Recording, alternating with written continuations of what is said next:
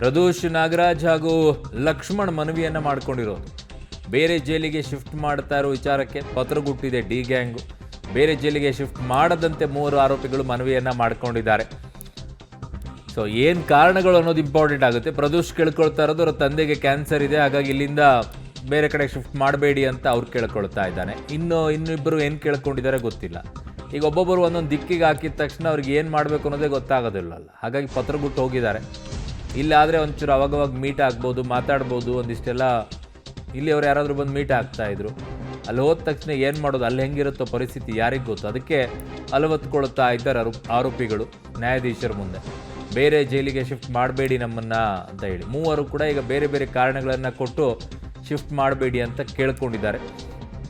ಪೂರ್ಣ ಪ್ರಮಾಣದಲ್ಲಿ ಈಗ ಆದೇಶ ಬಂದ ನಂತರ ಗೊತ್ತಾಗುತ್ತೆ ಈ ವಿಚಾರದಲ್ಲಿ ಅವ್ರಿಗೆ ಅವಕಾಶ ಮಾಡಿ ಕೊಟ್ಟಿದ್ದಾರಾ ಅಥವಾ ಇಲ್ವಾ ಏನು ಅಂತ ಹೇಳಿ.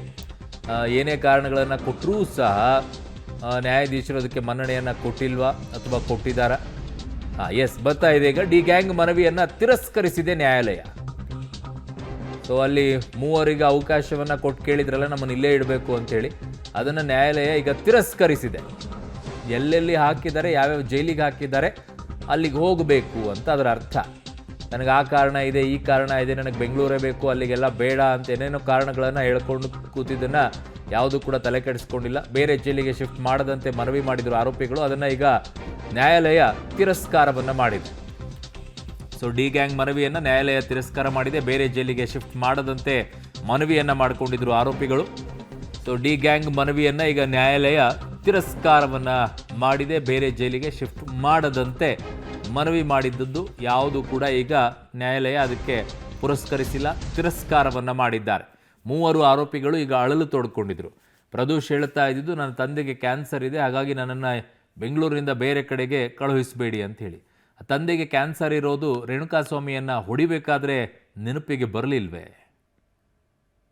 ತಂದೆಗೆ ಕ್ಯಾನ್ಸರ್ ಇರೋದು ರೇಣುಕಾಸ್ವಾಮಿಯನ್ನು ಹೊಡೆಯುವಂಥ ಸಂದರ್ಭದಲ್ಲಿ ನೆನಪಿಗೆ ಬರಲಿಲ್ವಾ?